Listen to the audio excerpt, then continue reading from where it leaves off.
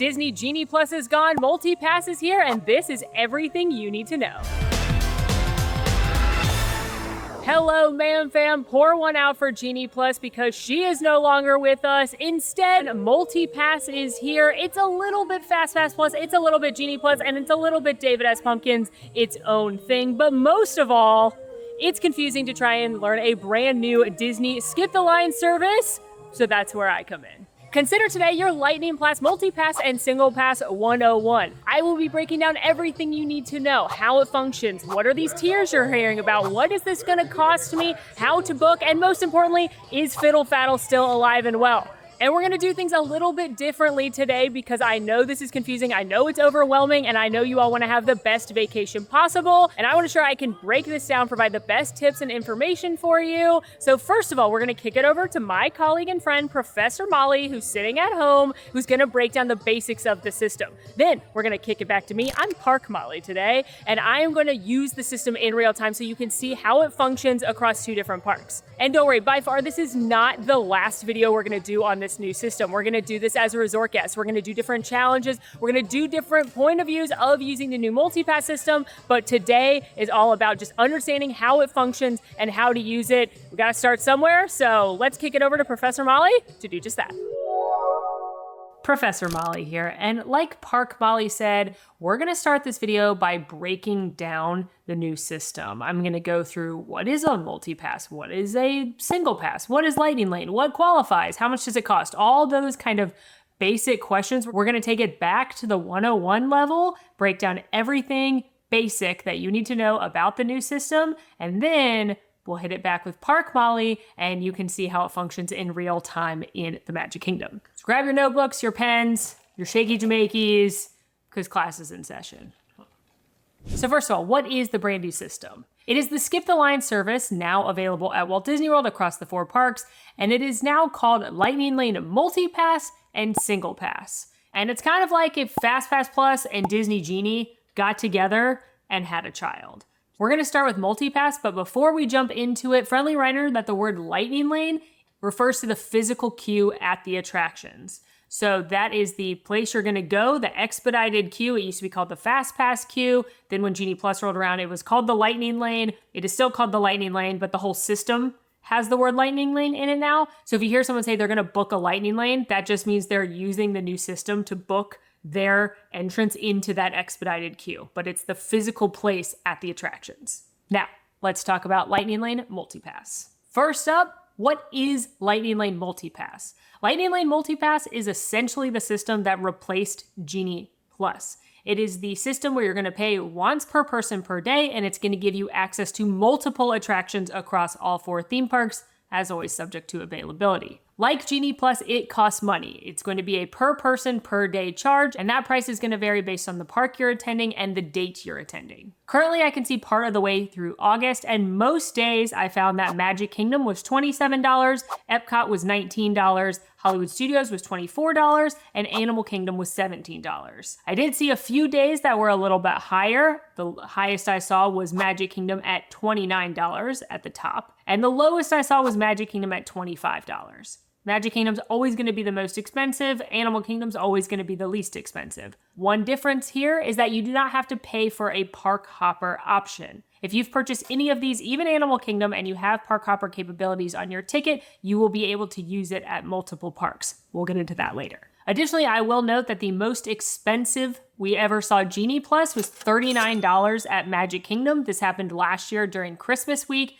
Walt Disney has not released a cap for MultiPass, they have said the prices will be very similar to Genie Plus, so my guess is we're gonna see it around $40 during the holidays. Also, just like Genie Plus, purchasing MultiPass does grant you access to your attraction on-ride photos, as well as those PhotoPass lenses. So if on the day that you're purchasing MultiPass, if you get an on-ride photo at Test Track, Rock and Roller Coaster, Tower of Terror, Tiana's Bayou Adventure, etc., any of those attractions that have on-ride photos, you can download those without paying anything extra. And again, there are those fun photo lenses. Some of them are geotagged and you can only activate them in certain parks. Some of them you can use anywhere as long as you've paid for it.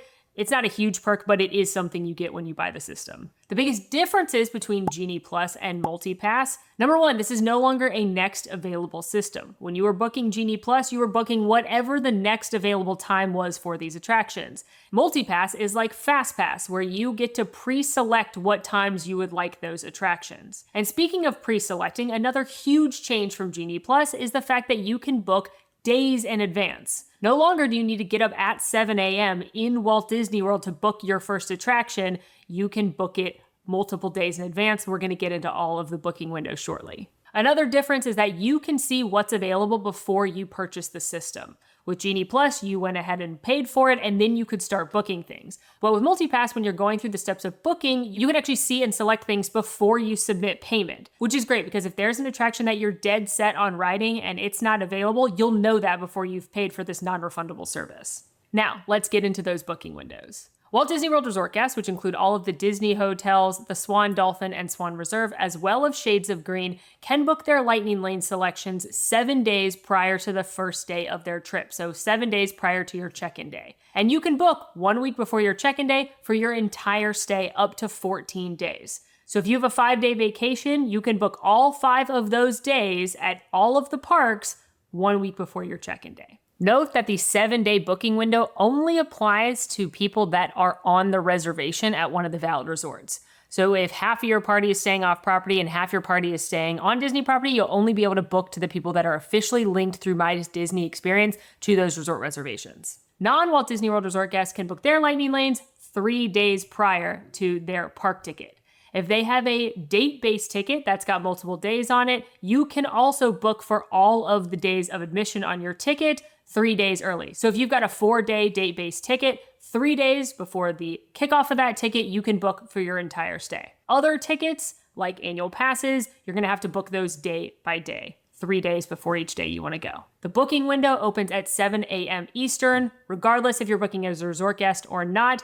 7 a.m. Eastern is when the system activates for any available bookings. One important note as far as the booking windows go. Unfortunately, yes, the rumors are true. Most international guests will not be able to book anything until they are on US soil.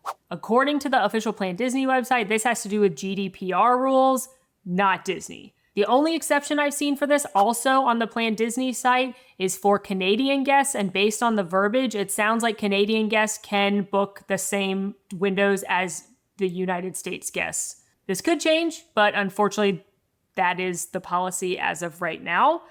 So I understand how frustrating that is if you are coming from another country and you're not able to book till you're on US soil. My best tip for guests coming from another country is to, when you're planning your holiday, if you can, plan your Disney part of your holiday at the end of your trip. I know a lot of guests, when they come over to the United States, they don't just visit Walt Disney World, they visit other cities, they visit other theme parks, other destinations. You don't have to be in Walt Disney World to book a week in advance. You just have to be in the United States so that your phone knows that you're in the United States. So if you're planning on going to another city or another destination during your holiday, my recommendation is book that first to allow yourself more of a booking window for Walt Disney World, because you could book it from Miami, New York, or even down the road at Universal Orlando, because you'd be on US grounds. Now, how to book a MultiPass. First and foremost, you want to make sure that prior to 7 a.m., the day your booking window opens, that you are all linked up with all your friends and family that are going on this trip. Note that with Genie Plus, you could link up to 12 guests, but the system worked best with 10 or fewer. I'm being told by Disney that you can book up to 20 guests. You can link up to 20 guests and book for 20 people on this MultiPass. I don't think that applies to many people, but if you've got a big group going, sounds like it'll work. Then at 7 a.m., you're going to use the My Disney Experience app. Make sure you have the most updated version, and that's where you're going to book. You cannot book it on a laptop. You have to be using your phone and the app. From the home screen, Lightning Lane services are right there at the top, or you can go to the hamburger menu and select Lightning Lanes. Again, we're going to talk about just MultiPass right now. We're going to get into SinglePass shortly. You're first going to select the date you would like to book, and then it's going to provide a menu of the 4 different parks. You are going to select whichever park you would like to purchase MultiPass at. You can also select SinglePass rides right now, but again, we're going to put a pin in that. After you have selected the date and park that you'd like to book MultiPass at, you're going to select your party members. From there, you are going to choose up to 3 different attractions at that first park that you would like to book. The system is automatically going to generate times for you based on other things you have on your itinerary. So if you have a dining reservation, it's not going to give you a time that would conflict with that. It's also not going to overlap those attractions, but it's going to present you an itinerary based on the 3 attractions that you've chosen. And don't worry, we're going to go over every single attraction that's available. But keep in mind, you can edit them. If they present you morning times and you'd like to go in the afternoon, if you want to rearrange the order of things, you can modify them, but you only have 5 minutes on this screen. So my recommendation is to be very, very quick and check out as soon as possible. Don't worry, you can modify later if you want. Once you have an itinerary that you like, you're gonna proceed through payment and be good to go. And again, I think this is a huge perk. Perhaps it's your checkout day and you only can go for a few hours in the morning, but the only times available for the attractions you wanna do are in the afternoon. You haven't committed, you don't have to pay for it yet, you can just not purchase the system. From there, once you've checked out, it's gonna say either view my day or plan another day. So if you qualify to book multiple days, you're gonna hit plan another day and repeat the process. A few things of note when it comes to booking MultiPass. Number 1, since you have selected your family members, you are booking for all of those family members, anything that you select. In this initial phase, everyone is getting booked on the same things. Don't worry, you can modify them. My recommendation for this is to book everyone on the more popular attraction,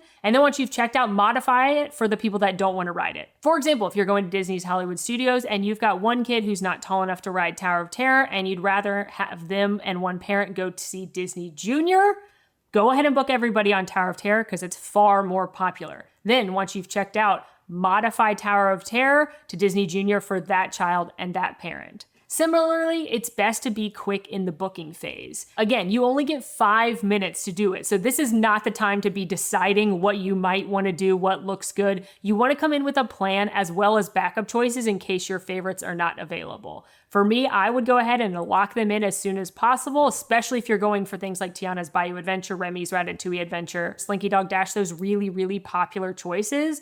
Lock them in as soon as possible and then modify them on the screen after. Modifying basically functions the same way it did with Genie Plus. On your tip board or on your lightning lane pad, you can click that attraction, click modify, and it will show you more times for that attraction as well as other attractions that you could change it to. Additionally, when booking MultiPass, as a pro tip, the more days that you have to book, so if you have a week-long vacation, statistically speaking, the further out the day, the less people are booking that day. So those further out days, prioritize booking the most popular attractions on those days because you're more likely to be able to book them. So if you have a longer trip, you might want to think about putting Magic Kingdom and Hollywood Studios towards the end of your vacation, booking those days first and then working backwards. And lastly, just of note, because you can pay for multiple days of MultiPass as well as SinglePass all in one morning, it's going to be a pricey morning. So just keep that in mind. You can look about a month or so in advance to see what the prices look like so that you can prepare yourself. But as opposed to paying a chunk every morning, you're going to pay one big chunk in advance of your vacation. But you know, girl logic is that by the time you get to the park, you forgot about that maybe. And it's time for souvenirs. I don't know. But just know, have that credit card ready and just be prepared. So that's booking MultiPass. I found it pretty user-friendly, pretty simple to navigate, not very confusing. So I think this is a win. I think the interface is better than Genie Plus in that regard. And now that you've got your attractions booked, you're ready to go to the park and have a great time. Once you're at the park and you've tapped into your first attraction, you can start booking another one. And this, friends, is how you unlock park hopping. Once you've again tapped into that first attraction and you're ready to book the next one, you are now able to book it at any of the 4 parks, not just the one park that you're at. As long as you have park hopper capabilities on your ticket, of course, and as with anything, the attractions available are subject to availability. So it is possible, of course, that the most popular rides at the park you're hopping into are not available. And don't worry, don't forget, Park Molly is coming in soon, so I'll show you in real time how to book it, what availability looks like, etc., etc. But just know you can always have 3 attractions booked, and by tapping into that first one, you have unlocked park hopping. Additionally, know there is no limit to how many of these lightning lanes you can book in a day. However, you can only book each attraction once. Same thing as Genie Plus. Now, where does MultiPass work? Well, first things first, a big difference from Genie Plus, but very similar to the predecessor FastPass Plus, is the attractions are in tiers. There is a tier 1 and a tier 2 at the parks, meaning you cannot just go in and book the 3 most popular attractions at Magic Kingdom 7 days before your check-in day. You can book 1 attraction from tier 1 and 2 from tier 2, or all 3 from tier 2. At Magic Kingdom, tier 1 includes Big Thunder Mountain Railroad, Jungle Cruise, Peter Pan's Flight, Space Mountain, and Tiana's Bayou Adventure. Tier 2 is the Barnstormer, Buzz Lightyear Space Ranger Spin, Dumbo the Flying Elephant, Haunted Mansion, It's a Small World, Mad Tea Party, Magic Carpets of Aladdin, Mini Adventures of Winnie the Pooh, Mickey's PhilharMagic, Monsters Inc. Laugh Floor, Pirates of the Caribbean, Tomorrowland Speedway, and Under the Sea Journey of the Little Mermaid. At Epcot, your tier 1 attractions are Frozen Ever After, Remy's Ratatouille Adventure, Soarin' Around the World, and while under refurbishment right now, Test Track is listed as tier 1 on the app. For tier 2, you've got the Disney and Pixar Short Film Festival, Journey into Imagination with Figment, Living with the Land, Mission's Boss, The Seas with Nemo and Friends, Spaceship Earth, and Turtle Talk with Crush. At Disney's Hollywood Studios, tier 1 attractions include Mickey and Minnie's Runaway Railway, Millennium Falcon Smuggler's Run, Rock and Roller Coaster starring Aerosmith, and Slinky Dog Dash. Your tier 2 attractions are Alien Swirling Saucers, Beauty and the Beast Live on Stage, Disney Junior Play and Dance, For the First Time in Forever a Frozen Sing-Along Celebration, Indiana Jones Epic Stunt Spectacular, Muppet Vision 3D, Star Tours The Adventure Continue, Twilight Zone Tower of Terror, and Toy Story Mania. And at Disney's Animal Kingdom, there are no tiers. You can book any 3 of the following attractions that you choose. You can choose from Dinosaur, Expedition Everest Legend of the Forbidden Mountain, TM, Feathered Friends in Flight, Festival of the Lion King, Finding Nemo, The Big Blue, and Beyond. It's Tough to Be a Bug, Cali River Rapids, Kilimanjaro Safaris, and Navi River Journey. It is worth noting that there are several experiences that were Lightning Lanes on Genie Plus that are not Lightning Lanes on MultiPass, and those are basically all the character experiences. Enchanted Tales with Belle, Princess Meet and Greets at Fairy Tale Hall, Mickey and Friends at Communicore that just opened over at Epcot, Festival Fantasy Viewing at Magic Kingdom. Those are no longer listed and no longer available as bookable Lightning Lanes. Could that change? Could more attractions be added to the list? Yes, but as of right now, keep that in mind that character experiences are back to standby only. Still, that's a lot of attractions that you could be attempting to book when you're reserving your MultiPass Lightning Lanes, so which one should you go for? These are my top recommendations based on popularity and already looking at the system and seeing what's sold out the quickest. In Magic Kingdom, for your tier 1, the number 1 most popular attraction right now, probably no surprise, Tiana's Bayou Adventure. That should be your absolute top priority if you're booking Magic Kingdom. If you don't care about Tiana's Bayou Adventure, or you've already ridden it, or you're booking another day, Peter Pan's Flight followed by Jungle Cruise are the next most popular in tier 1. As far as your tier 2 attractions go, Haunted Mansion and Pirates of the Caribbean should be your top priorities. At Epcot, Remy's Ratatouille Adventure is the most popular of the tier 1s, followed closely by Frozen Ever After. In tier 2, Mission Space and Spaceship Earth. At Hollywood Studios, probably no surprise, tier 1 top choice Slinky Dog Dash, followed by Rock and Roller Coaster. For your tier 2, you should highly prioritize Tower of Terror and Toy Story Mania. And at Animal Kingdom, again, there are no tiers, but your top priorities should be Navi River Journey, Kilimanjaro Safaris, and Expedition Everest. Of course, every family's different. Perhaps one of the attractions I just told you is a top priority is no interest to your group. Obviously, don't book it. I'm just telling you what to prioritize from a data perspective based on popularity, queue time, and what is going to run out of Lightning Lanes the fastest. Now, you're in the park, you've tapped into your first attraction, which means you can book another one. What should be your next priority? Well, first things first, any of the other tier 1 attractions that you didn't book, those should be your next priority. Once you've tapped in at that first attraction, you've unlocked not only park hopping, but the ability to book more tier 1 attractions. So everything in tier 1 plus those initial tier 2s I listed previously, those are your top priorities. But what are your middle priorities? You're rocking and rolling, you're crushing the day. What should you be looking to book next in the parks? In Magic Kingdom, your kind of middle tier priorities include Buzz Lightyear, Space Ranger Spin, It's a Small World, Mini Adventures of Winnie the Pooh, and Under the Sea Journey of the Little Mermaid. At Epcot, there aren't really any middle priorities. You have your tier 1 attractions, which are going to be very popular and go very quick. Mission Space and Spaceship Earth are probably going to go pretty quick. And then everything else, not a huge priority for Lightning Lane, so don't worry about it at Epcot. So book whatever you want next at Epcot once you've gotten through all of those. At Hollywood Studios, middle priorities include Indiana Jones Epic Stunt Spectacular. That was the first of the theater shows to run out of Lightning Lanes on the first day. You also may want to consider alien swirling saucers if that's on your list, and if it's busy, Beauty and the Beast live on stage. The shows, whilst most of them you can get in by standby pretty easily, they tend to run out of lightning lanes quicker because there's a limited number of them since there's a limited number of showtimes. Which is why at Disney's Animal Kingdom, your next priority should be Festival of the Lion King, Finding Nemo, Big Blue and Beyond, and Cali River Rapids. And finally, what are your lowest priorities? If it's an average day, which of the attractions are not going to get too long of a line, so you don't really need to worry about using a lightning lane there? At Magic Kingdom, I'm talking about Monsters, Inc. Laugh Floor, Mickey's PhilharMagic, the Barnstormer, Dumbo, Mad Tea Party, Magic Carpets of Aladdin, and the Tomorrowland Speedway. At Epcot, again, basically everything else. The Seas with Nemo and Friends, Turtle Talk with Crush, Journey into Imagination with Figment, Living with the Land, and the Disney Pixar Short Film Festival. At Hollywood Studios, Disney Junior Play and Dance, Star Tours, Muppet Vision 3D, and for the first time in forever, a Frozen Sing-Along Spectacular. And at Animal Kingdom, it's Tough to Be a Bug and Feathered Friends in Flight. All of these attractions are what I would call filler attractions. Again, they aren't likely going to run out of lightning lanes, but they also aren't likely going to have a long line, and they're great attractions to do kind of in between some of the more in-demand attractions and some of those more priority lightning lanes that you're going to be booking.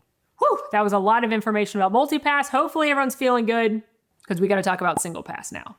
Lightning Lane SinglePass attractions are the attractions that are so popular, so big, so exciting, so in demand that if you want to access the Lightning Lane, again, the expedited queue at the attractions, you're going to need to pay an individual cost per person per attraction to do so. They're fancy rides. They're fancy rides. If you've been watching me for a while, you know I call them fancy rides because when Disney first rolled these out, they were called individual Lightning Lane a la carte selections. That's nonsense. They're fancy rides. And you know what? I'm still calling them fancy rides. But Disney's now going to call them Lightning Lane single passes.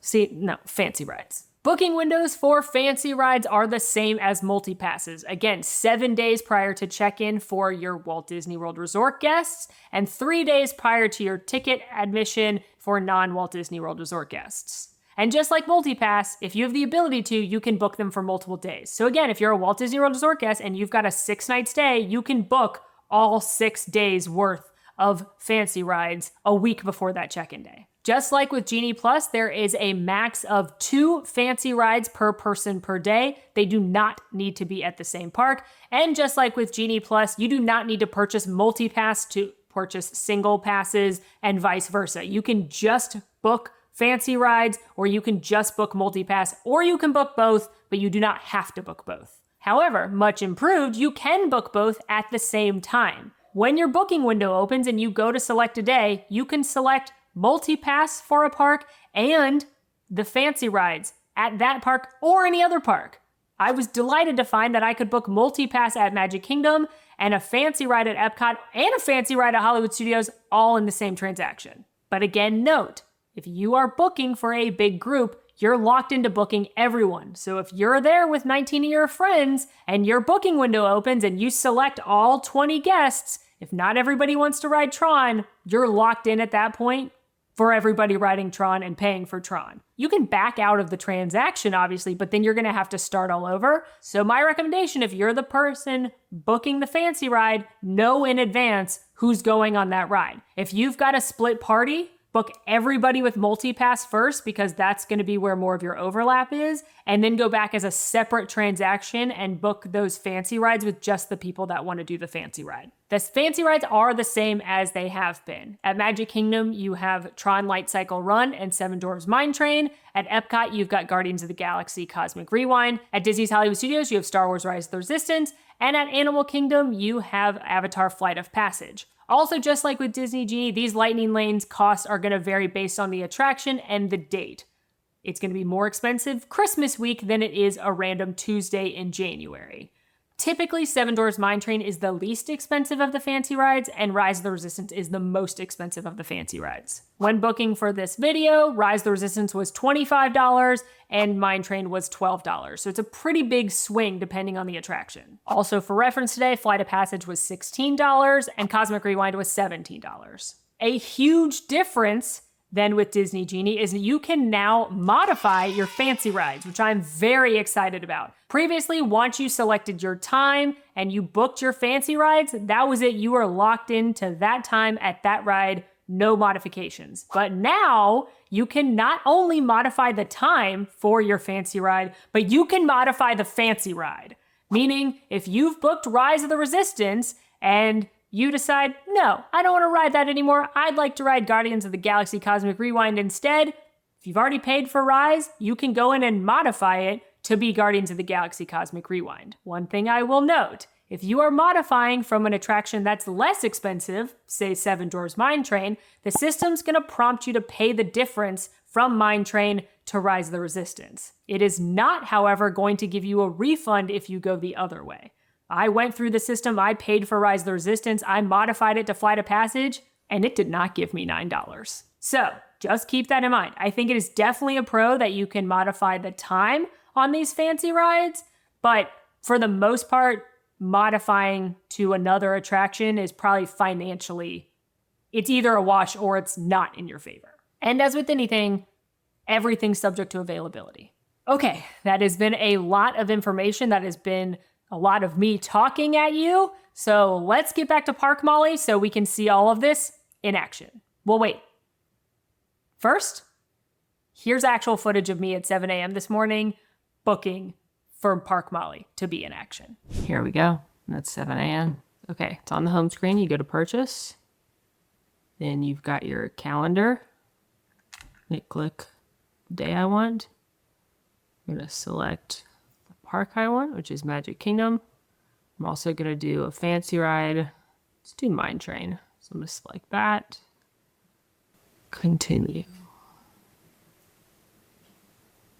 What's included? Who else do you want? Just me. But this is where you'd select everybody else. Select one from the top group. Peter Pan's Flight, currently unavailable. Wow. Is it down for repurb? It's down for repurb. Tiana's I selected, and I'm going to do Mansion and Pirates, which sounds like a good day. Selection saved for 5 minutes. My angel. What? Oh, it's giving me times, automatically giving me times. So it gave me times for Mine Train, Mansion, Pirates, and Tiana's. Okay. To know thyself is to love thyself, and I know thyself is not getting to Magic Kingdom at 9:10 in the morning. So I'm going to move Mine Train to a little bit later. Let's do like, just do it a little before Tiana's, I think. Okay, saving the new time. All right, there we go. Continue. Check out. Booked. To modify a lightning lane after you've purchased it, you can go onto the tip board and find the attraction, or onto My Day. Then you are going to click those 3 dots, hit modify attraction. From there, you can select a new time for that attraction or a completely different attraction, always based on availability. Park Molly's going to get into this a little bit more, but this is where you can fiddle faddle. That's right, friends. Fiddle faddle remains. It is back. And ultimately, it's even more powerful than before. We'll get to all of this. Wow, Professor Molly, that really was informative. And wow, you sure look tired at 7 a.m. Definitely a night girly. But we are back in the park ready to live out those lightning lanes I booked yesterday morning at 7 a.m. Let's get to our first one. It's probably no surprise that kicking the day off here at Magic Kingdom, it's the busiest park, it's the most popular park, it's got the most attractions, including the hottest ticket on MultiPass with Tiana's Bayou Adventure. So we're gonna use it here first, and then I'm gonna hop over to Hollywood Studios, since that is the second most questionable park, I guess you could say, because it has so many bangers. Fell on the train tracks, classic. But throughout the day today, I will be checking on the availability of lightning lanes in the other 2 parks as well. But primarily, this is a how to use the new system and how it functions in the park. Headed into Liberty Square for our first attraction today, Haunted Mansion. Now, Haunted Mansion, a beloved fan favorite attraction. It's been one of the most popular Disney rides since it opened in Disneyland in 1969, here opening day in 1971. So it is a great use of your, again, tier 2 MultiPass, because it's going quick. Like Professor Molly said, if Haunted Mansion is on your list, I highly recommend making it one of your tier 2 choices when you're in Magic Kingdom. I would say from what I've seen, it is the most popular of the tier 2 choices. Now, Haunted Mansion is especially important for us today because it's our first attraction. So tapping in here is going to unlock a world of possibilities. Means we are going to be able to park hop and book our next one if we so choose in another park. It also means we can start booking more tier 1 attractions. So as a pro tip, the earlier you can tap in places, the earlier you can start booking more things and unlocking better options. Thank you. All right, so I have tapped in at Haunted Mansion. I confirmed to the cast members that there is not a second touch point. Always good to do because sometimes there is a second touch point and you're not going to be able to book another lightning lane until you have tapped in that one as well. And now let's look at our options. So I've pulled off to the side so people can go around me. If you look at the phone right here, you can go to your wait times and show times. That's your tip board. And it's going to say up at the top here that you can select another experience now. If you have 3 booked, again, MultiPass only, we're not talking about fancy rides here. If you have 3 booked, it will tell you right here, you can book another one once you use one. So, to prove one thing, I'm going to try and book another tier 1 attraction. Big Thunder Mountain Railroad is a tier 1 here, and it's going to let me book it. It's adding it to my stack I have for the day, and we are good to go. I don't want Big Thunder Mountain at 8 p.m., but just showing you that stepping into your first attraction, whether it's tier 1 or not, unlocks the ability to book more tier 1 attractions. Now let's look at what our options are.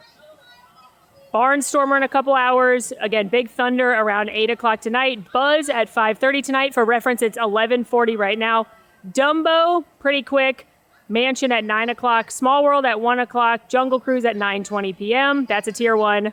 I'm going to skip through some of these that are not super notable. Space Mountain, that's a tier 1 at 7:20. I'm going to wager that Tiana's Bayou Adventure is not available anymore, but I have a book so we can't see. Tron is out of fancy rides.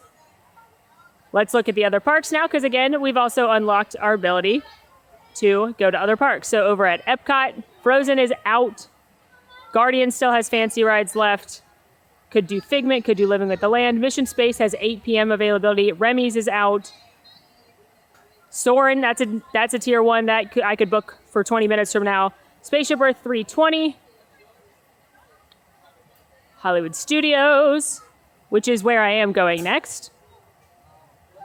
Aliens Swirling Saucers around 6:30. I could get the next show times for most of the shows, except for Indiana Jones is out. Mickey Minnie's Runaway Railway is at 5. Smugglers, that's a tier 1 as well as Mickey and Minnie's at 3:30. That's pretty good. Rock and Roller Coaster is down, but it does still have later in the evening availability at almost 8. Slinky Dog is out. Rise is down. It's been down for a while. I hope it comes back. And Toy Story Mania and Twilight Zone Tower of Terror are out as of now.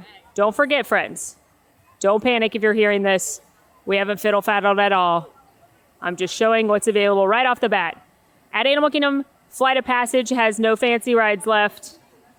Dinosaur I could book for 2:30. Everest for 5:30. Cali is out. Safaris I could book for 1:30. Navi is out. I am going to go ahead and lock in another tier 1 attraction here, and we're going to see if we can fiddle-faddle for a sooner time. But we have now booked, again, Big Thunder Mountain Railroad. And now let's ride Haunted Mansion. I lied. We're not riding yet. And I wanted to point out something very important. That tapping into your first attraction, regardless if it's tier 1 or tier 2, not only unlocks the ability to book your next lightning lane as another tier 1 or in another park, but it also unlocks the ability to modify the current ones you have into another tier 1 or another park. So I have Pirates of the Caribbean next, but if I were to go to modify it right now, it would allow me to pick Jungle Cruise if I wanted to. It would also allow me to change it to anything in any other park. So I could literally change it into a tier 1 at Epcot right now. So that's very good information and could be very helpful for park hopping. Betrays an aura of foreboding. Spirits are frightfully sensitive and marble busts of the greatest articles running chill. Terrorized!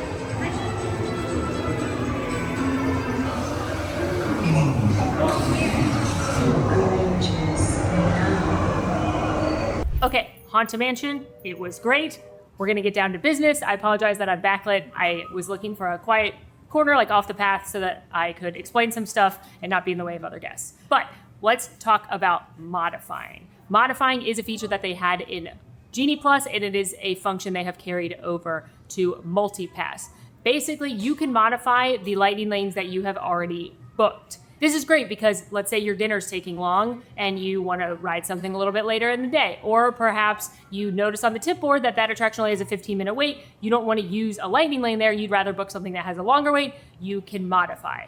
You can do this as soon as you've purchased it. So you can even modify things leading up to your trip. If you want to look for better availability or something like that, you absolutely can. There's a couple different ways to access your lightning lanes and see how you can modify them. From your homepage, you can click the little hamburger menu down here in the bottom right. You can click lightning lane passes right here. That's going to show you all the lightning lane passes you have booked today and any other day. You can also do today's plans just to see today's, and you can do future plans to see everything in the future, including lightning lanes, but also like dining and hotel reservations.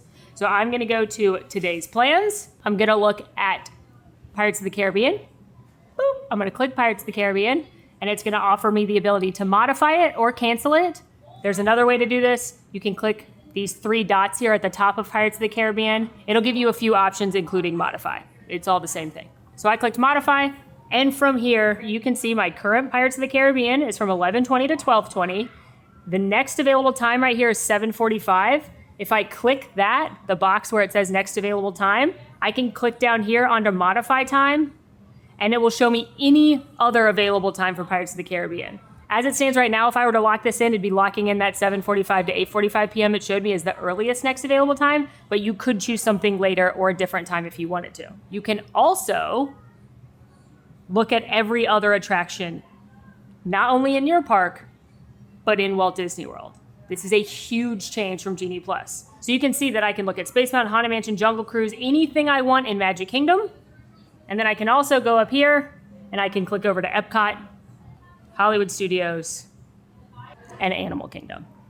So this is a big deal if you decide to park hop early, if you decide to change which park you're hopping into, if maybe you book a couple of attractions at Magic Kingdom, realize the lines are that long and you're going to Hollywood Studios next, you could dump all the rest of your lightning lanes at Magic Kingdom and start booking Tier 1 attractions at Hollywood Studios. You could also say you're at Animal Kingdom, it's not very busy, but you have 3 lightning lanes booked. You could use the first one, tap in, unlock the ability to park hop and the ability to book more Tier 1 attractions, and you could modify the remaining 2 attractions at Animal Kingdom potentially into Tier 1s at Hollywood Studios or Magic Kingdom.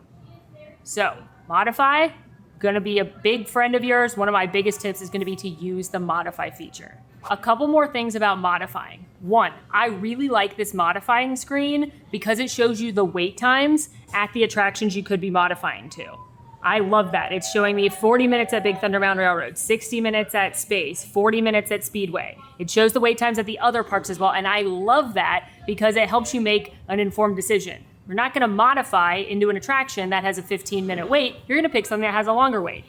Additionally, this screen is the best way to fiddle faddle.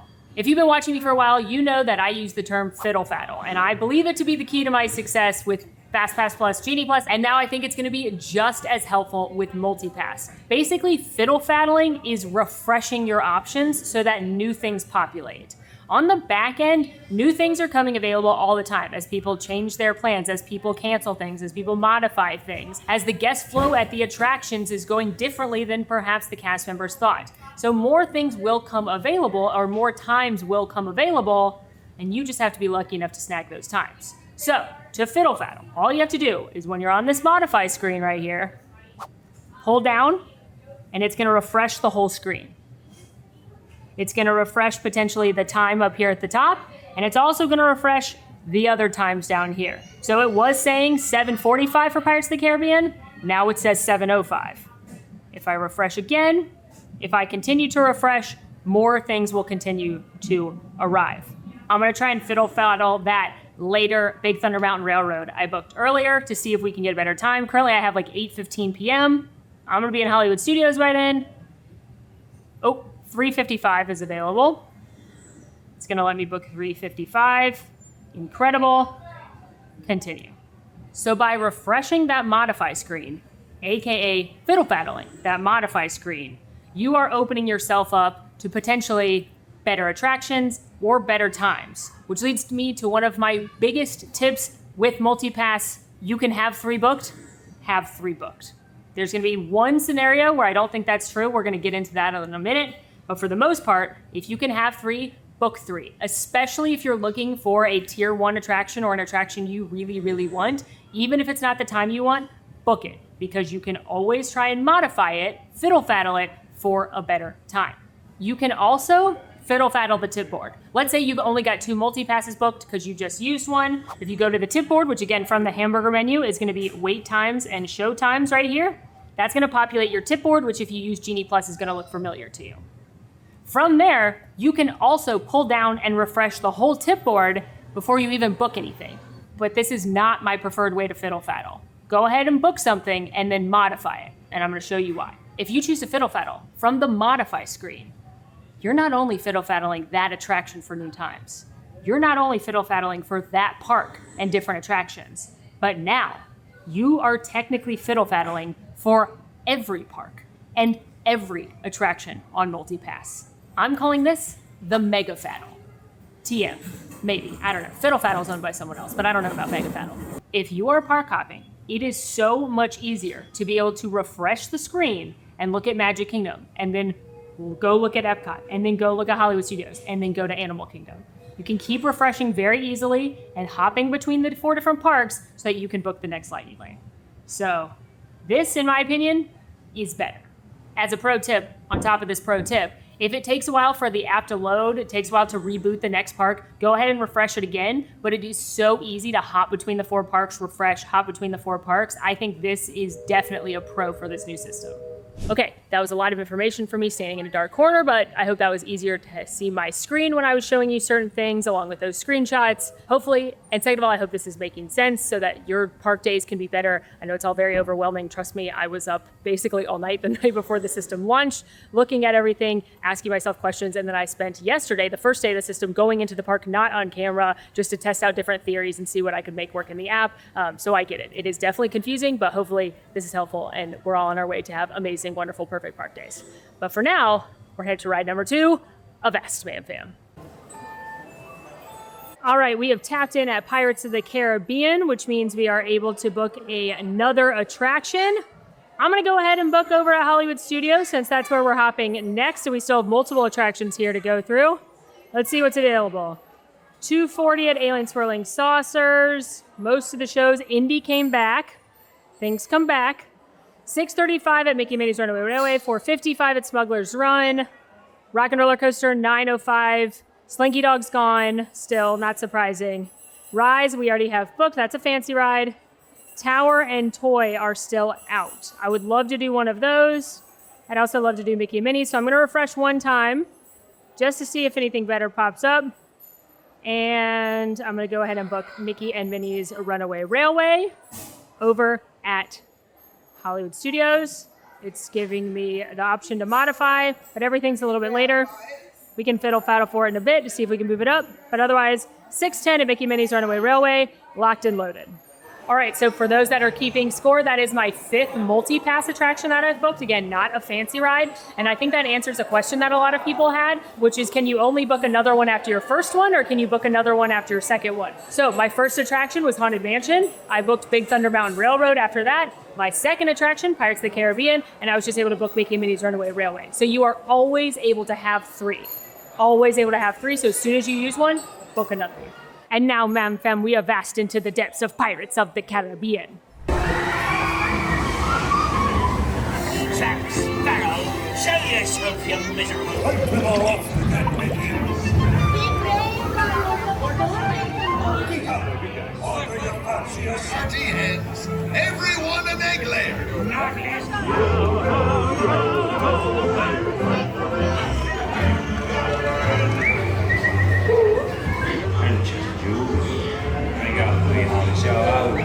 Pirates check, and now headed into Fantasyland to do our first SinglePass, aka Fancy Ride. Also, pro tip that has nothing to do with lightning lanes. This path between Frontierland and Liberty Square usually is like no one on it. compared to the main path. And it's shaded for the most part. So walk this way, to quote the singer of the theme song to 1998's hit cinematic masterpiece Armageddon. We've arrived at our destination, Seven Dwarfs Mine Train. This is one of 2 fancy rides here at Magic Kingdom, the only park that has 2. Again, it's this and Tron Light Cycle Run. You can book 2 if you want, but remember you can only book 2 per day across all 4 parks. So since I'm park hopping to Hollywood Studios, I booked 1 there as well. If you have to choose between the 2, technically Tron is the safer bet, just because the only other way to ride Tron is with a virtual queue. So if you don't get a virtual queue spot and the fancy rides sell out, there's no way to get on Tron. Whereas here at Seven Dwarfs Mine Train, you could always wait in the standby line. But it's been a minute since I've been on Mine Train, so let's go. This one cost me $11 today. This is usually the least expensive of the fancy rides. So it's really up to your family to decide if 65 minutes or longer usually is worth $11 times every person in your family. I know that it adds up very quickly when you're not just one person. Like Professor Molly said, SinglePass, aka fancy rides, basically still function the exact same as they always have. The biggest difference to these is that you can now modify them, which is a huge pro. You can change the time or even the attraction to another fancy ride. But keep in mind, they do run out quick for the most part. There's no availability today for any other fancy ride at any time.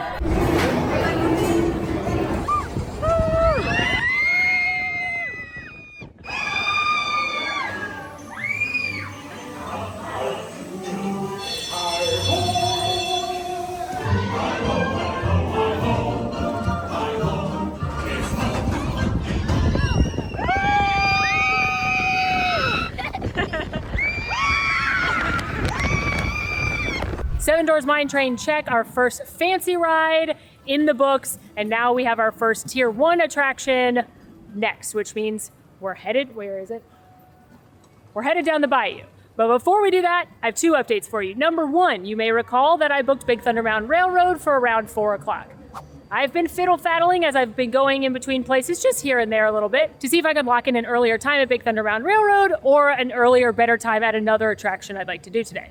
Don't get me wrong, 4 o'clock, which is in a couple of hours, is an excellent lightning lane, and if I was here in Magic Kingdom alone on a regular day, I'd be happy as pie with that. But since I have a fancy ride, Rise of the Resistance, booked already, and we're hopping over to Studios, I wanted to see if I could get something a little bit earlier, or maybe even something over at Studios. And thanks to the Mega Faddle TM, I was able to get a 150 Tower of Terror. So Tower of Terror came back, had a great time, so that means Tiana's Bayou Adventure will be our last ride here, and then we're gonna pop over to Hollywood Studios. I mostly tell you this because Fiddle Faddle, again, alive and well. Even better, I'd say, with the Mega Faddle. And if attractions are gone, as always, patient pans, keep Fiddle Faddling. I can't guarantee they're all going to come back, but I have seen most of them come back at one point or another today.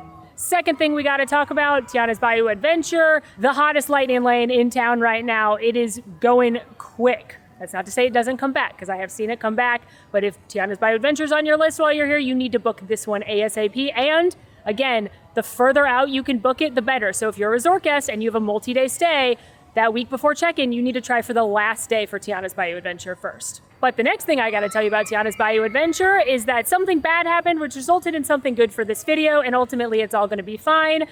Earlier, when my window was, the attraction went down for technical difficulties. And just like with Genie Plus, if an attraction that you have booked goes down during your window for technical difficulties or weather, you are going to be issued an Experience Redemption Pass. This pass can be used whenever that attraction reopens for the rest of the day, whenever you'd like, as well as select other locations. Couple things that are important. Always check where else you can use it. Oh, hold on. The original Chaos Twins. Hi, Chip. How are you? Have a good day. Now, with this Experience Redemption Pass, I can again use it at Tiana's Bayou Adventure anytime I want for the rest of the day. I could use it at any of the Tier 2 attractions here in Magic Kingdom anytime I want. It even said I could use it at Jungle Cruise and Space Mountain, which are other Tier 1 attractions here at Magic Kingdom anytime I want. It said I could not use it at Seven Dwarfs Mine Train or Tron, which is not surprising me. Those are fancy rides. Those are paid for individual to use the lightning lane. It said I could not use it at Peter Pan's Flight, which I don't know if that's just because it's Peter Pan's Flight or because it's closed for refurbishment, so obviously I can't use it there. But then it also said I can't use it at Jungle Cruise or Space Mountain. I'm not 100% sure which is right. I'm gonna try and find out, but just note, always look at what you're gonna be able to use it at. My gut is, because it's Tiana's, I could use it at Space Mountain or Jungle Cruise. But I'm guessing if Winnie the Pooh goes down, you're not going to be able to use it at Tiana's Bayou Adventure. You're going to get something comparable in return. But again, because it's Tiana's Bayou Adventure, the hottest ticket in town, there is nothing I want to use it more on than Tiana's Bayou Adventure. I'm definitely not going to go use it at Space Mountain or Jungle Cruise. I'm going to go down the Bayou. Okay, so I just spoke with a guest experience cast member. Those are the cast members that are around the parks under blue umbrellas. They've got blue shirts on. They are a great resource if you have any questions or you have any issues with the app. He said, that's weird, and documented it, because I'm sure they are documenting all kinds of things they are seeing as this has recently gone live. And he said to his knowledge, it would only work at the Tier 2 attractions and the attraction that went down, aka again, Tiana's Bayou Adventure. So I probably would not be able to use it at Jungle Cruise or Space Mountain. Of course, that could change, as with any of this brand new system as they roll it out, any of it could change, but passing on that information to you. The more important thing I want to tell you about Experience Redemption Passes is that they do not count as one of your MultiPass Lightning Lanes. As Alan Swan said, they're sitting at their own lunch table. So if you ever receive an Experience Redemption Pass, because again, weather, technical difficulties, whatever it is for a MultiPass attraction, you're welcome to book another one because that does not count as one of your 3. So I'm going to book something at Hollywood Studios since that's where we're headed anyway. All right, so from our hamburger menu, we're going to go to today's plans. You've got the My Day tab right here, the tip board right here. This, by the way, is where you're going to access that Lightning Lane Experience Redemption and be able to see where you can go. Right here, find out where you can go. That's where I got that screen. But we're going to go back and it says, hey, check for another available experience. Now we're going to select that and we're going to see what we can book over at Hollywood Studios. We're going to change to Hollywood Studios on the tip board. Alien Swirling Saucers at 8:10. I could see some of the shows. Again, Indy came back. We've already got Mickey Minnie's Runaway Railway booked. Rock and Roller Coaster is down and out of passes. Slinky Dog is out of passes. We've already got Rise. We've already got Tower. I'm going to refresh it once or twice to see if Toy Story Mania comes back. Otherwise, we're going to go ahead and book probably Smuggler's Run. We're going to go ahead and book Smuggler's Run, but throughout the day today, I'm going to continue to fiddle faddle and see if I can get a different attraction or an earlier time there. All right, now let's go down the bayou. Tiana's Bayou Adventure, the newest attraction in Walt Disney World. Again, the most popular thing you can possibly try and book on MultiPass. It is time to ride. We did a whole video on it from the media event with details and the backstory and talking to some of the Imagineers. But for now, it's time to ride. I am clearly not ready to go down the bayou yet. Now I'm ready. Let's go.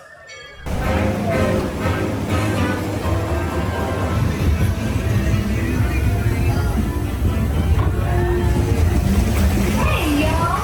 Thanks for helping me book the musicians for our party tonight. Yoo-hoo! And it bands down here. Come out, wherever you are.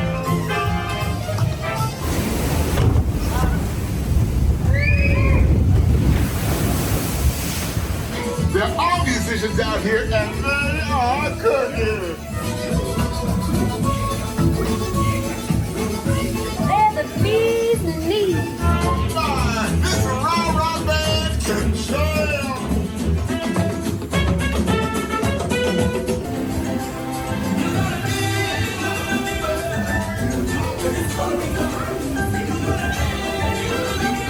Get to the party.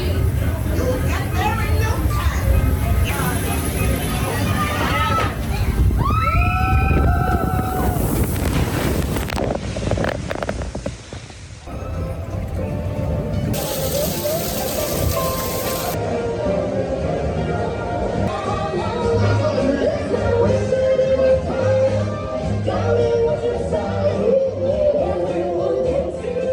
Tiana's Bayou Adventure, check. That is such a cute ride. I stand by it. Those animatronics are amazing. I'm smiling the whole time. Except, I kind of regret sitting in the front, at least my face and hair do.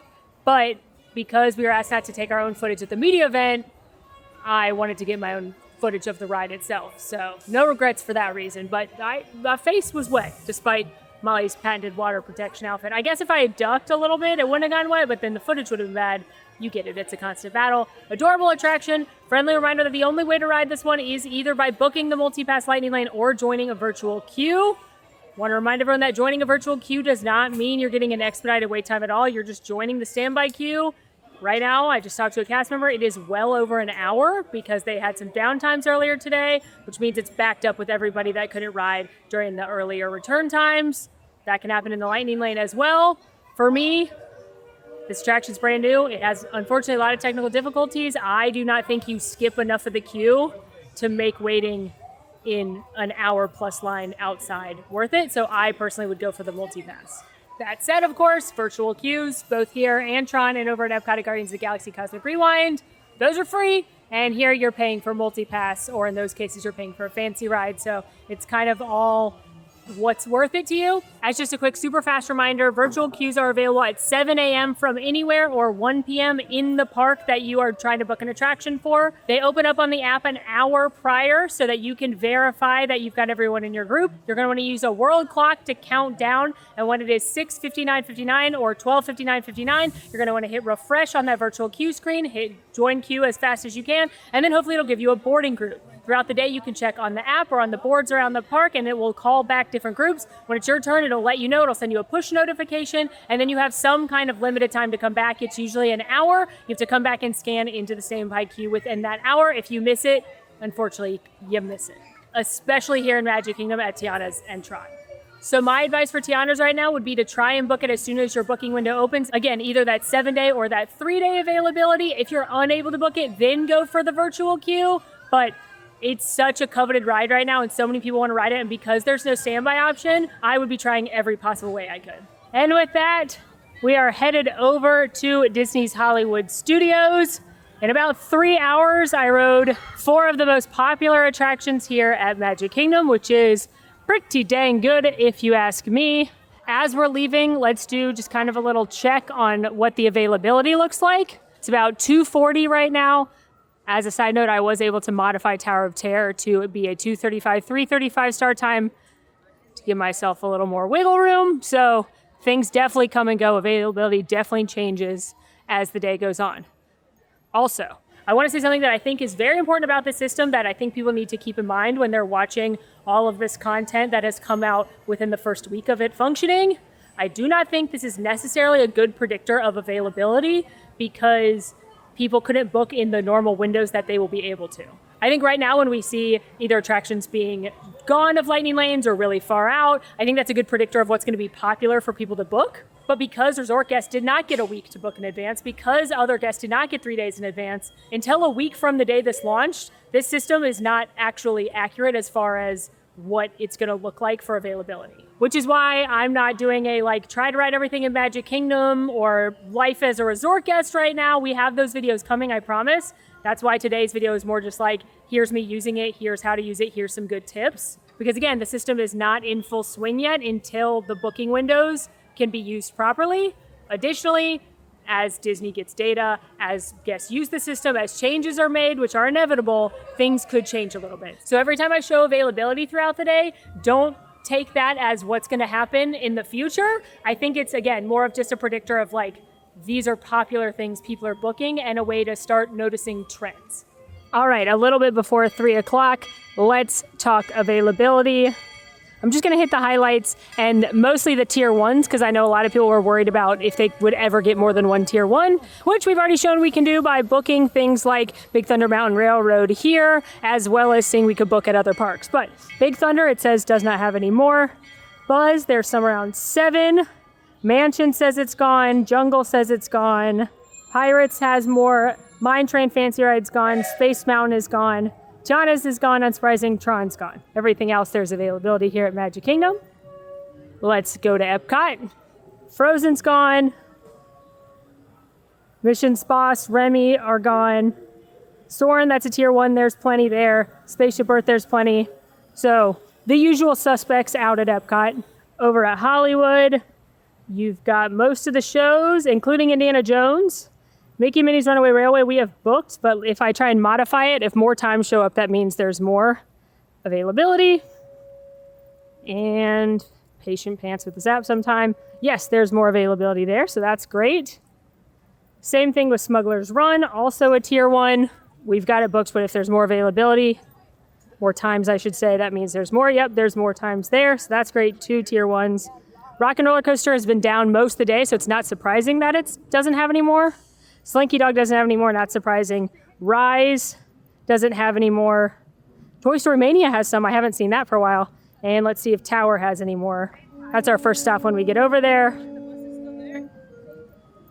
And it looks like they've got plenty as well. Last but not least, Animal Kingdom, Flight of Passage, Fancy Rides out. Dinosaur has plenty. Everest has plenty. All the shows have plenty. Cali's out. Navi's out. Kilimanjaro Safaris is plenty. Waiting for my ride, but hopefully that helps eliminate the fear and one of the biggest questions we are getting of, can I still get another tier 1? Or am I going to get 1 tier 1 for the day and then no others? More than half the tier 1s by my quick math are still available more than halfway through the day, so I think that's a good sign. Hooray for Hollywood! Walking into park number 2 today. We've got 3 more on MultiPass, 2 of which are tier 1s. All 3 are popular, plus our fancy ride at Rise the Resistance. Which leads me to an important question a lot of you have asked. Is the 120-minute rule gone? Is stacking dead forever? It's true, friends. The 120-minute rule is gone, and stacking as we knew her has met the same cruel fate as Genie Plus. They are dead. But it's actually not that bad, because since you can always have 3, plus any fancy rides you have, you're kind of always stacking. So, as much as I like stacking as an evening girly, the fact that you don't have to get up at 7 in the morning and then be booking every 2 hours to create a stack is pretty nice. First stop, Twilight Zone Tower of Terror, an attraction that maintains its popularity despite being 30 years old at this point. I would say it's the second most popular ride in this park, despite many, many things opening since it. And yet, somehow, it's a tier 2 on the MultiPass, and probably my number 1 recommendation for when you're booking MultiPass. Not only is it incredibly popular, not only are the lightning lanes sure to run out quickly, though I believe they will come back. They've come back multiple times today, but it also gets a very long standby queue, so it's a very good choice. Thank you. And again, because you can always have 3 MultiPass lightning lanes booked, I can book another one once I do the second scan here at Tower. Something is about to happen that will change all that. This, as you may recognize, is a maintenance service elevator.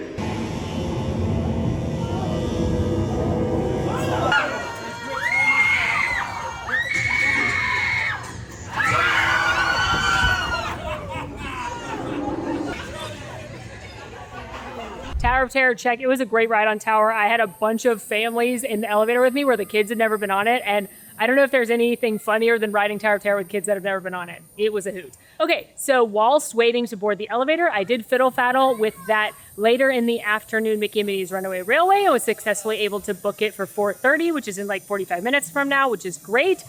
I would like to point out that you can still, what I call, get got by the Genie. That is when a good time shows up, and by the time you click it, it is gone and somebody else has taken it. But if you persevere long enough, hopefully another time comes along. For me, when I get got, it's frustrating, but it does give me hope that something else is out there. And it took like a couple minutes in between the pre-show and boarding to lock in a better time there. One thing that's different, that was one of my pro tips from using Genie Plus, is you're no longer able to pin things to the tip board, but you're able to pin them to that modify screen, which makes it a lot easier for fiddle faddling. So I'm going to show you how to do that now. And I feel like this is a very good, very easy tip. Okay, here's your home screen. So what you're going to do is you're going to go to that hamburger menu again. You're going to go to today's plans, and it's going to open the My Day tab. I already did this for Magic Kingdom, which is why it's showing me Magic Kingdom right there, but we're going to edit it for Hollywood Studios. So I did edit trip preferences, and I'm going to hit start now. If it was your first time doing it, it would say get started planning your day. Now, you're going to select the date, so I have today. It wants me to pick Magic Kingdom since that's where I picked earlier, but I'm going to change it to Hollywood Studios. Select whatever day and park you want. Continue. It's going to ask who's with you. And then it's going to ask you, this is where it's important, it's going to ask you for your top picks at that park. So I'm going to pick Mickey and Minnie's Runaway Railway, Millennium Falcon Smuggler's Run, Rock and Roller Coaster, Slinky Dog, and Toy Story Mania. Continue. It's going to ask you if you have any special interests, like certain princesses or anything. We're going to skip that. And then it's going to ask you if you want to see the high requirements and the accessibility. It previously would pin all of those ones up to the top of the tip board. And as you can see, it didn't, because the top of my tip board's in alphabetical order. It's Aliens, Swirling Saucers, Beauty and the Beast, etc. But where you can see those pinned things is if I go to modify one of these attractions I've already booked, it's again going to show me that attraction up at the top with available times there. But then all the attractions down here that are starred, those are my pinned attractions. So this is another reason I prefer to fiddle faddle from the modify screen. Not only is it easy to have all 4 parks right here, but it's gonna pin those top attractions that I want, making it easier to fiddle faddle. Now, 2 other very important things have happened. Number 1, I got a Shaky Jamakey from the Joffrey's car right here. The unofficial sponsor of all of my content at Disney World, but really this content. And 2, Rise the Resistance was down during the beginning of my return window, so I received an experience redemption. I will note this one's a little bit different than the one I got for Tiana's Bayou Adventure because I can only use this one at Rise the Resistance when it comes back up. So it's a fancy ride, so that makes sense. There's no other fancy ride in this park, plus it's Rise. So the good news is it came back up, so we can go ride Rise now. The way you can tell you've gotten an experience redemption, you will get a push notification, but in case you miss it or something, if you go to the My Day tab, it will say Rise the Resistance, and then it'll small say experience redemption, and then it will say valid starting at, and it'll have your start time, but no end time. So that's how you can tell it's different.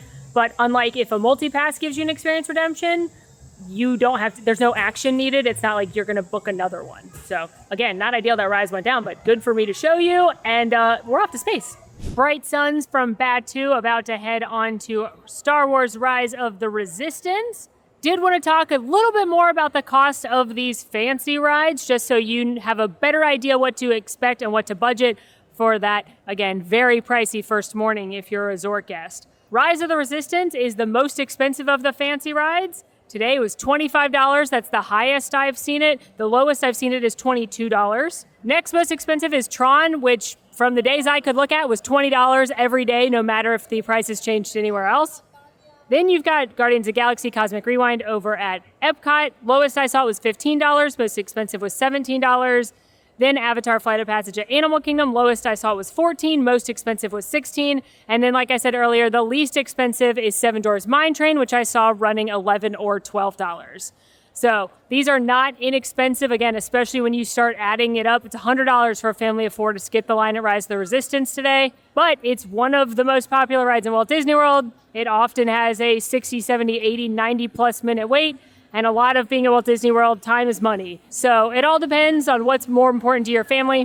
One thing I'll say for Rise of the Resistance and some of these other attractions as well, if you don't want to pay for it, rope dropping is your best bet. I did a whole series on rope dropping, and especially as a resort guest, you can get on this attraction without too long of a line, but that can help you save some money. Those series are still valid because I wasn't using Genie.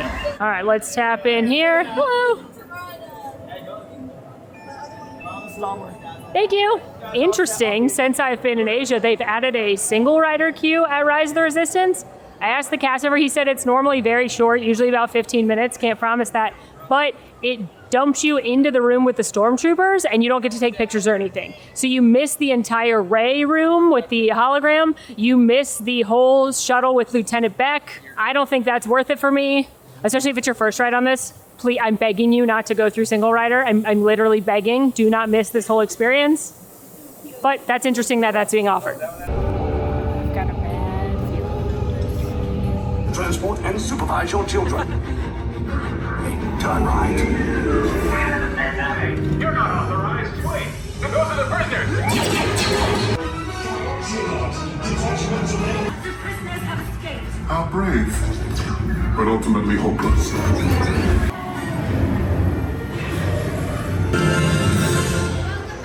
Okay, Rise of the Resistance done. I'm about to go ride Mickey Minnie's Runaway Railway, but I have a 102 concept that I tested out yesterday. If you recall earlier when we were talking about modifying and I was showing you the Mega Faddle where you can modify in between all the parks now, which I do think is a huge win with this system. And I said, and I think this is one of the most important things about the system, is tapping into your first MultiPass. Doesn't matter if it's tier 1 or tier 2, it unlocks a lot of things. It unlocks the ability to park hop, and it unlocks the ability to book tier 1 attractions, including the ability to modify your previously booked tier 2s into tier 1s if they're available or into another park. Do I think availability is going to be great to book it into all tier 1s? No, I do not. But I do think this is good news for park hopping. But a better way, if that's your plan, if your plan is to book early lightning lanes in one park, only use the first one so you can unlock park hopping, and then modify the other 2 into another park, I have a better idea for you. That does not take away inventory from someone who's in that park or trying to pre-book for that park. Yesterday, to test out the system, I only booked 1 attraction here at Hollywood Studios. I only booked Mickey and Minnie's Runaway Railway. I tapped into Mickey and Minnie's Runaway Railway, wondering if it was gonna make me book 2 more in Hollywood Studios, wondering if it wouldn't let me book another tier 1.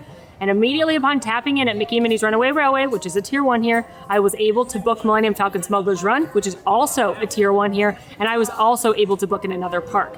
And I was able to book in another park, including tier 1s in other parks. To the point where at one point I held a tier 1 in 3 different parks. Now, do I think this is a recommended way to use the system for most people? No, because I'm really only guaranteeing you 1 good ride. The other 2 you're gonna have to book day of and hope for good luck. But if you're park hopping and you wanna go to Epcot in the morning and all you really care about doing there is Remy's Ratatouille Adventure, you could theoretically only book Remy's Ratatouille Adventure as soon as your booking window opens, book it for early in the morning, tap in, and then you could be booking your next ones at another park. So theoretically, if that was me and I was staying at, I don't know, the Beach Club, maybe you'd want to book Remy's Ratatouille Adventure for the morning, go in, ride Remy's Ratatouille Adventure, and then as soon as you tap in, book 3 more for an evening at Magic Kingdom, because you're probably only going to have evening times to start anyway. And from what I've seen, you will likely be able to book space, Big Thunder, Mansion, Pirates. May take you some fiddle faddling to get times you want, but that's just another option I'm presenting. That's just, like I said, that's like a 102 class level. But it is just, I've done everything I possibly can to modify and manipulate and use the system to the nth degree, and I'm just passing on that information. All right, here we go, popping into Mickey and Minnie's Runaway Railway. Again, this is a tier 1 here, and I was able to fiddle faddle earlier from an evening time into a late afternoon time, which you love to see. Thank you. Thank you.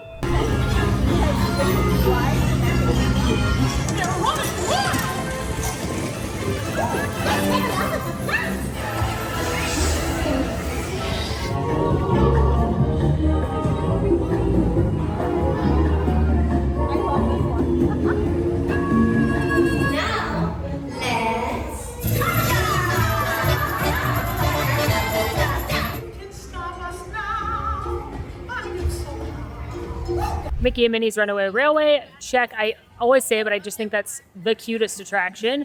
Whilst in the queue between the pre-show and boarding, I fiddle-faddled a little bit, and I was actually able, after getting got, to modify my Millennium Falcon Smuggler's Run in a few hours to Rock and Roller Coaster in like 45 minutes, which is like ass. Very exciting.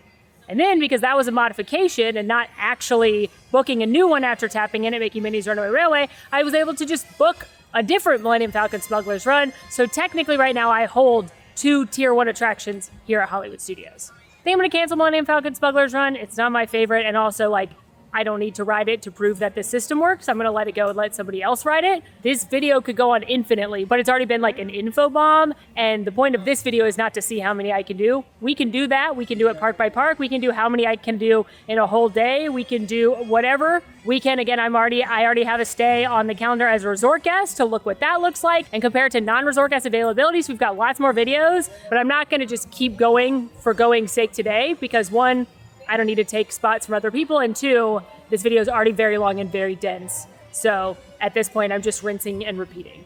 Additionally, Rock and Roller Coaster, which I was excited to ride because it's been closed for a very long refurbishment, went temporarily closed again, which it's done a lot today, and so I got a Lightning Lane redemption for that. I'm gonna go get something to eat, and while there, we can like recap and discuss the most important lessons learned today and some general initial reactions to the system.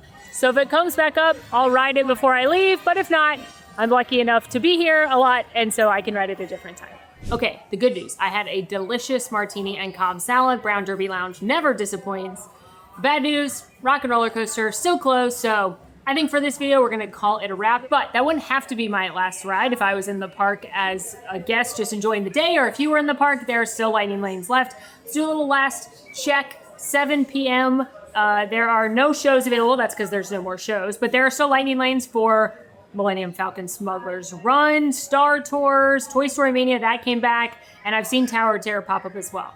Gonna check the other parks just to give us one final look. Over at Magic Kingdom, without fiddle faddling, you still got Buzz Lightyear Space Ranger Sim, Small World, lots of those filler attractions. Pirates of the Caribbean, Space Mountain has come back. At Epcot, you still got a lot of those filler rides like Living with the Land, The Seas with Nemo and Friends, but you've also still got Spaceship Earth and Soarin'. And I think Animal Kingdom's closed by now, so no data to look at. I can't say I'm super surprised by this. While there's been some kind of weird availability throughout the day, which I'm going to get into more in a second, I think it'll kind of level out towards the afternoon, the day of, and I'm not surprised that the attractions that don't have any availability don't have any availability. It's not news that really popular lightning lanes like Remy's Ratatouille Adventure, Frozen Ever After, Tiana's Bayou Adventure, Slinky Dog Dash, it's not new information that those are going to be gone quickly. I think where it's going to be a little weird or a little different and something we have to get used to, and again, this is not going to be able to be seen until the system's out in full force once resort guests have had their full booking window. I think where it's going to be a little bit weird is earlier in the days or when you're trying to initially book, because people can only book one tier 1 and then 2 tier 2s, everybody's doing that, which means some of those more unusual tier 2 choices are going to run out faster. I've seen Indiana Jones Epic Stunt Spectacular run out kind of a lot, which is weird, but it's always come back. Same thing with Spaceship Earth, same things with attractions like Tomorrowland Speedway. Because people, when they initially book, are choosing 2 tier 2s, they're gonna pick all these things, and then once the park day actually rolls around, they're either gonna modify for them, more are gonna become available, they're gonna use them, so therefore availability is gonna level out. That's one of the biggest criticisms I've seen from other people. That's one of the biggest questions we've had in our DMs, are what's the availability like? And while we haven't fully been able to see it yet, I do believe that once you kind of get through the day, you're going to be able to book more tier 1s, and some of those kind of odd attractions to run out quickly are going to come back. My prediction. And speaking of predictions, it's important to remember that as of me shooting this system has only been live for 2 days. Like I keep saying, that we haven't even seen what it works like when you have the actual booking windows of 3 days in advance or 7 days in advance are in action. So keep in mind that a lot of things are going to change. Disney's also tracking everything that's going on right now. So they're going to make amendments based on guest feedback and what they're seeing with the system. The data from different attractions may change availability for lightning lanes. So make sure when you're dealing with this new system, at least for the first few months, that you've got those patient pants, that you're letting it take the time to load, that you understand things could change because it's a brand new system. If they add different attractions to Lightning Lane, if they make any different policy changes, we will be sure to put them in the notes, in the show notes of this video, because this video is supposed to be like your new Lightning Lane MultiPass Extravaganza 101 video. Also, like I've been saying throughout this video, we are going to be doing more videos on this new system. I've already got a resort stay booked for next week where I was able to book with that 7-day booking window. So I'll show you what that looks like. I'm going to park hop as a resort guest. And additionally, I'm going to compare the availability for those same days with a non-resort guest so we can see the side by side. I'm also planning on doing some videos as a non-resort guest who only has that 3-day booking availability. Let me know down in the comments what you want to see for that. I'm thinking I'll go park by park and show you the best way to maximize the system throughout each of the parks. But if you've got other ideas, let me know that as well. I also hear from a lot of our international friends that they would like to see a day of video. If you buy it that morning, what does your day look like? So let me know all your suggestions, what you want to see down in the comments. I can't promise that we will make every single different scenario for a video, but I'm going to do as much as I can to provide as much information as possible. So, after using this brand new system for 2 days, in my opinion, it is slightly less confusing than Genie Plus. I think getting rid of booking at 7 a.m., the 120-minute rule, makes this a lot more straightforward and user-friendly. I also think just the interface of it in the app is more user-friendly and more appealing. There are multiple ways to access new lightning lanes. There are multiple places where it lets you know if you can book another one. So overall, if you're coming into this for the first time, I do think it's a little bit easier. Additionally, I really like the fact that you can come in guaranteed knowing that you've got 3 attractions, plus any fancy rides you book, locked and loaded. I know that was a huge concern with Genie Plus, whereas people would buy it, and if they were here when it was really busy or something, they weren't able to get a bunch of attractions that they wanted, and then they felt like they wasted money. So I do think that is a pro. I also think that this system swings very much in favor of resort guests. The fact that you get 7 days prior to your resort stay to book for your entire length of stay is really an incentivizer to stay at a Disney resort. So I'm very curious to see how much that directly impacts people staying off-site and annual pass holders. My gut is that you won't initially be able to score things like Tiana's Bayou Adventure, Frozen Ever After, Remy's Ratatouille Adventure, etc. But hopefully with a little fiddle faddle, it could come back. But we'll see. I think one of the biggest cons of the system is that for the vast majority of international guests, you can't book till you're on US soil. I truly believe that was not Disney's plan. I believe it is outside of their control because that would be silly, honestly, if they made that rule themselves. So hopefully there's a fix for it. But like I said earlier, if you're an international guest, try to book, if you're going somewhere else on this trip, try to book that prior to Disney to give you as much of a window as possible. In my opinion, I also think park hopping is a little bit better now because you can always have 3 booked. You don't have to worry about stacking, which I loved doing, but it's pretty confusing and requires you to check your phone every few hours. I like the fact that as soon as you tap into that first attraction, you can start booking in your next park.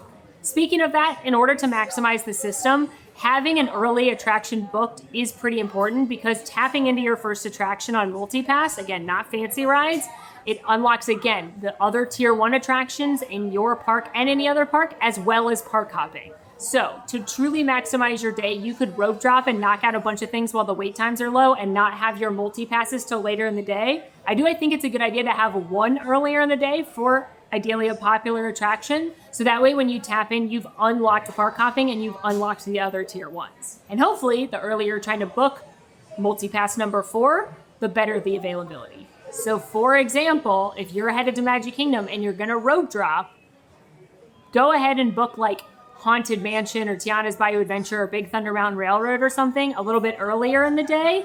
Ride that, maybe not first because you want to take advantage of the low rope drop times, but ride that within the first hour and a half of the park being open so that you can go ahead and book other tier 1s, or you can start booking in the next park you're going to. A couple more pro tips. Fiddle Faddle is alive and well. We've got the Mega Faddle where you can be looking at all 4 parks essentially at the same time. And just like with Genie Plus, because you can have 3 at a time, my best recommendation is to always have 3 at a time. I think it's much easier to fiddle faddle and to look at the system from the modify screen. So especially if you see an attraction that you want, but there's not a time till later, go ahead and lock it in so at least you've got that attraction and then use that modify feature. Speaking of modify, I love the fact that you can modify fancy rides now. I don't love the fact that they don't refund you if you go from a more expensive ride to a less expensive ride, but the fact that you could modify the time and possibly the attraction based on availability, I think is a big win. Keep in mind, so far they have pretty continuously sold out, but I like the idea that the system functionally allows you to modify those rides. And the last thing about modifying, I love that you can do it in advance. If you book 7 days in advance, you've got all your stuff lined up, and then you score a great dining reservation, you can modify the lightning lanes you've pre-booked. Additionally, you can modify, let's say when you went to initially pre-book and you couldn't get something you wanted till later in the day, or you couldn't get an attraction you wanted at all, you can check back over the next few days to see if availability changes. Again, not guaranteeing it will, but I like the fact that you can proactively fiddle. Now, one thing I will say is that one of the biggest complaints about Genie Plus was that you were on your phone all day. I didn't feel as though that was any different than FastPass Plus, and I don't feel that it's any different now. I think if you're using the system effectively, meaning always booking one as soon as you can, fiddle-faddling for other options, you're on your phone the same amount, in my opinion, as you were with Genie Plus. I'm not saying that you're on your phone all day. When people watch these videos, that's often a complaint, but this video is just me showing you what I'm doing on my phone all day. It's not accounting for the many other hours where I'm not looking at my phone. But I don't think that this alleviated that problem of needing to be on your phone unless you're just going to book the initial 3 plus fancy rides and then be done, which would not be a good use of your money because you can clearly get much more than that initial 3 rides. And lastly, this was one of my biggest pieces of advice with Genie Plus as well. The best days in the parks do not solely rely on using lightning lanes. The best days and the most efficient days in the park are a mix of fancy rides, multi-pass lightning lanes, standby, shows, snacks, entertainment, etc. Just because you can book a lightning lane at something doesn't mean you need to book a lightning lane at something. There's plenty of great attractions that have lightning lane that don't get very long lines or that you can catch when they don't have very long lines. So using the system efficiently to make sure you can get on those most popular attractions without waiting too long is the name of the game. But in between those lightning lanes, you can do shows, you can see the parade, you can meet characters, you can plan your meals, you can ride some of those filler attractions, and that to me is the perfect way to do these parks. And I think that mindset plays into the weird availability I was talking about earlier. I saw a lot of criticism online of the system that people were looking and seeing the availability was gone or very, very late for attractions like Tomorrowland Speedway, Indiana Jones Epic Stunt Spectacular, Under the Sea Journey of the Little Mermaid, Turtle Talk with Crush, and saying that the availability is terrible. But you don't really need to use a lightning lane on most of those attractions anyway. So again, just because you could use a lightning lane somewhere, most of the time it doesn't mean you should. So being strategic in what you're booking is definitely still very, very important.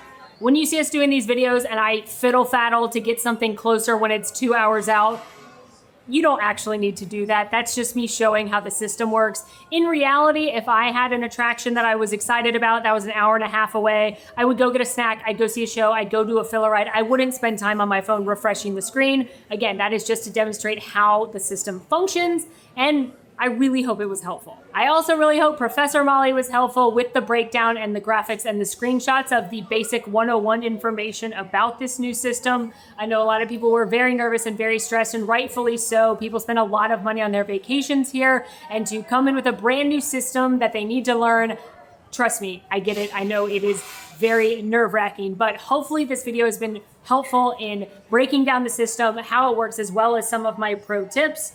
And again, we've got a lot more content to come. On a personal note, I just wanted to thank all of you. I think we have received literally over 1,000 messages, emails, comments, Discord pings since Disney announced that this system was coming. And so many of you asked if I'd be making content, hoping I'd be making content, saying that our content was the reason that your vacation was a success with Genie Plus. And you're not worried because you know that we will have all of the answers for this one. So I'm just very grateful that all of you trust us and are on this journey with us in general. But I know how special your Walt Disney World trips are, and I am just very honored that you all trust me to give you the information that you need to maximize your trip. But at this point, I'm kind of losing my voice from talking so much. I know this video was a lot of information and it was a lot of me yapping, but again, I hope it was all helpful. Drop your suggestions and what you want to see for other Lightning Lane multi-pass, single pass videos. Come join the Man Fam in Discord. A lot of people will be sharing their experiences there, and you can talk to other people who've used the system in real time. And in the meantime, friends, make sure to rate, review, subscribe to our channel, follow us on social media. And until next time, friends, I'm Park Molly. And I'm Professor Molly. And it has been so magical. Bye! Now let's check on Rock and Roller Coaster one more time. It's back!